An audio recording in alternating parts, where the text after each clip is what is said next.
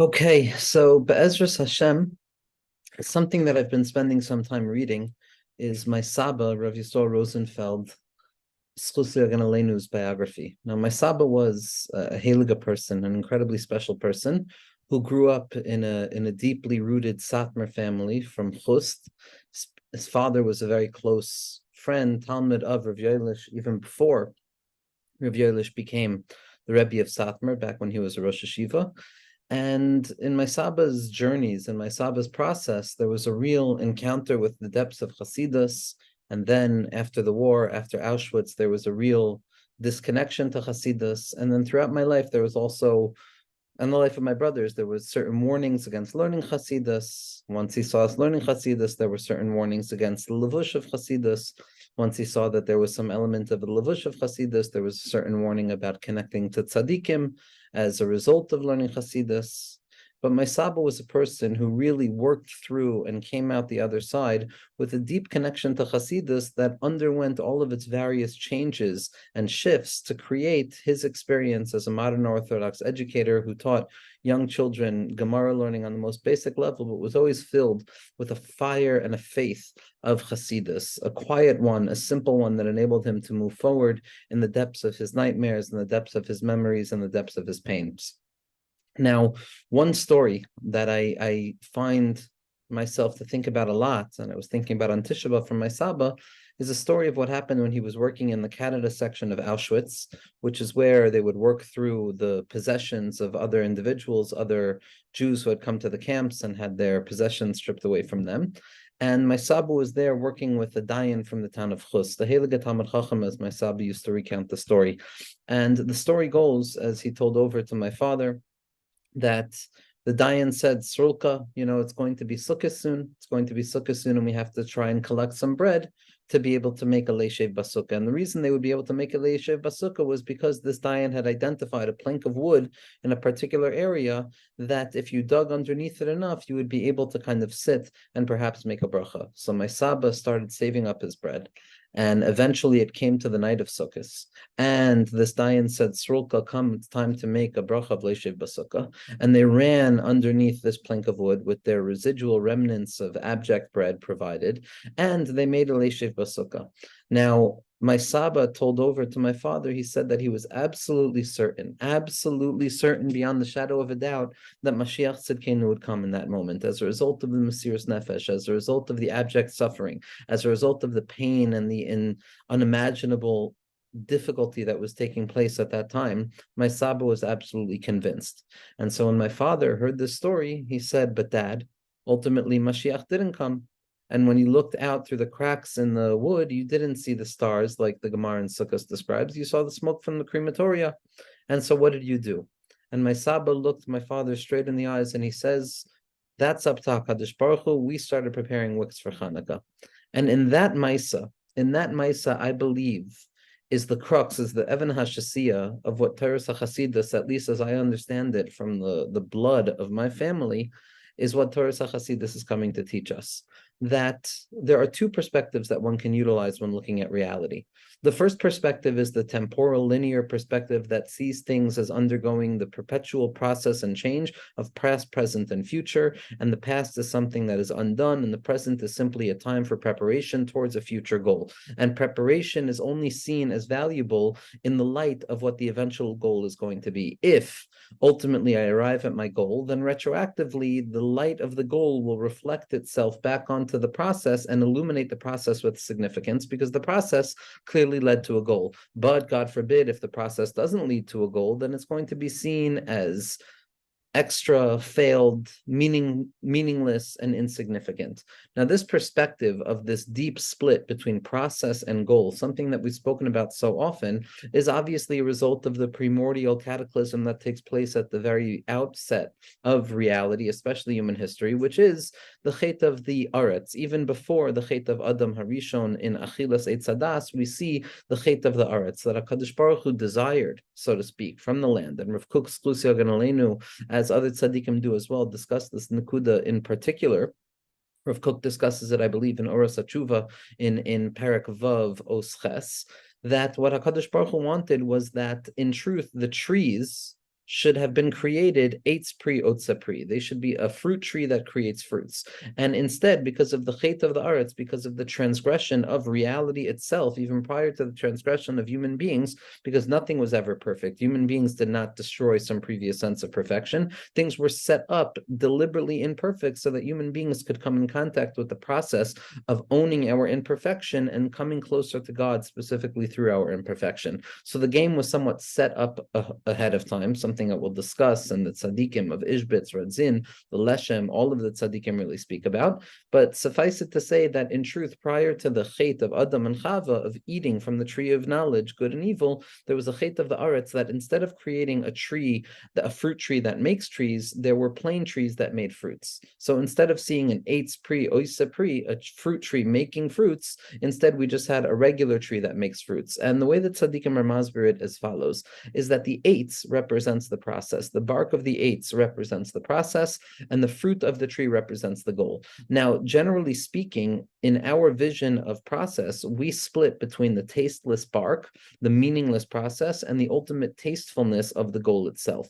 But that is only because the trees have decided to create themselves without a bark that tastes like the fruit. Because in truth, prior to the transgression of the ground, there was meant to be an acknowledgement that even the bark of the tree tasted like the fruit, meaning to say that every ounce of the process was saturated with the significance and the meaningfulness of the goal, to the degree that every step along the process was a sense of the goal itself. It was not a temporal framework that was splintered between a past, present, or a future, where the value of my experience is rooted in the goal that I'm going to accomplish, but rather each and every moment, each and every temporal framework, every possible moment of awareness was seen as the beginning, the middle, and the end of all things. It was a sum total of unity in and of itself that contained everything possible. Each and every moment, each and every experience contains the grand history of beginning of creation, the interruption of revelation, and the culmination of redemption. There is a beginning, there is a middle, and there is an end. There is an up, there is a middle, and there is a down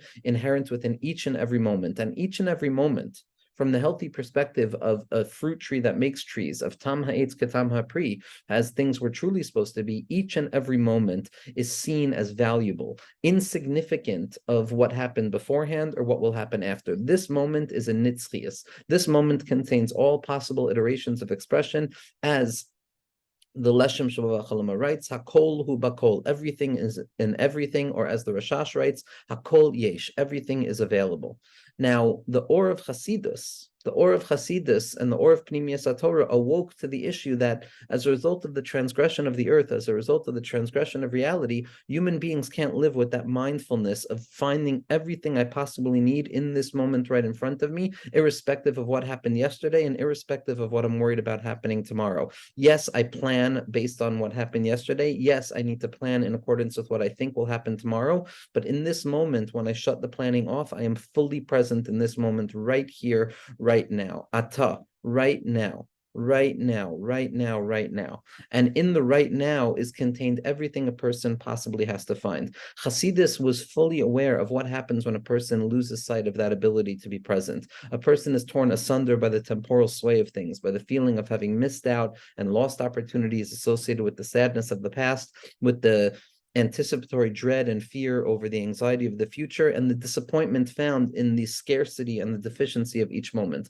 Hasidus understood that a person cannot live in exile without the light of redemption, which will reveal to us the saturated significance of each and every moment. So what the Baal Shem Tov HaKadosh did, and what the Torah of the Vilna Gaon did, and what the Ramchal did, and what the Rashash did, and what all of the tzaddikim, especially in our generation, do, are feeding us the light of redemption, where they show us that we can now begin to access that ability to be here now, to live in the presence, as my dear friend and teacher Benji Epstein writes so beautifully about, to live in the presence, to find the entirety of the world folded into the moment in front of us, because there is nothing other than this moment. We have needed this medicine to be given to us. So now we find ourselves in a split screen. On the one hand, we still live in the fabric of the failed process of history, which still splits between process and goal, tells us that process is meaningless if it doesn't lead to a meaningful goal. But we're also fundamentally aware of the redemptive impulse at the heart of the Torah of Mashiach and the Sha'ashuim Amitim in the Torah Chadashim Ititise, which is that every single moment contains all that it possibly needs. And as the Torah Chacham teaches us, every single moment, each person, each activity contains a sum total of the entirety of the world, stretching from the highest point of spiritual access towards the lowest expression of physical experience. From Adam Kadmon to Atzilus, Bria, Yitzir, and Asiya, each and every moment, each and every nakuda is a standalone ak and abiyah. It is a fractal that contains the all inside of it. And this Or of Mashiach allows us to break free from the rat race, to break free from the notion of success-oriented religious observance, of success-oriented or goal-oriented process. Yes, we have to make room for goal orientation, but in the moment, we have to see that this is the end-all, be-all of all things. As Rabbi Nosson, when he asked Rabbi Nachman, what is the most important thing that you do? Rabbi Nachman says, whatever I am doing right now, because right now in front of me, irrespective of the smallness, irrespective of the greatness, irrespective of anything at all, disconnected, killing off the past, killing off the possibility of a future, and throwing myself with abandonment in the here and now to find the Ribono Shel Olam right here, right now, to feel in each moment the urgency of being tasked with revealing Kavod Shemayim in this moment that nobody has ever revealed it in before, and nobody will be able to reveal it in afterwards. In that way, each moment is transformed into a pregnant experience that is saturated with the possibility of redemption. The entire weight of exile rests on our shoulders without any of the pathological notions of shame or guilt. But as the Rambam tells us, that each person has to walk around in each moment with the assumption that everything stands based on what my activity is going to be right now, and the significance that is folded over into that moment is what allows us to live right here, right now, and to encounter the light of HaKadosh Baruch Hu, to encounter the Shem Havaya, which is, yes, a Haya Hoiva V'yiyah, yes, a past, present, and future, but it's a past, present, and future that is folded into the moment right now, that each moment has a past, present, or future. As the Kashnitzer Magid says in his biur on Sefer HaTemuna, that a Yid, what is a Yid? A Yid is a Yud. A Yid is someone who has a future-oriented perspective of things being possible, and it's connecting to a Hoiva, it's connecting to a present right now. It's drawing all of the expectations of the future, all of the heaviness and the plans of the past into right here, right now, so that I can say Hoiva, hey, vav, hey, that HaKadosh Baruch Hu is right here, right now with me, and therefore I have to be right here, right now with the Ribono Shel Olam.